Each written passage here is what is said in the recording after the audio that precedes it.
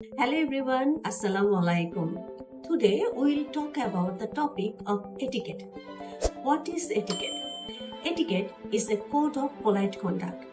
Many people think etiquette is about table manners in fancy restaurants, but quite simply it is expected behavior that shows respect, meant to make everyone feel comfortable. There are many types of etiquettes: business, corporate, social, networking, waiting, meeting, eating, telephone.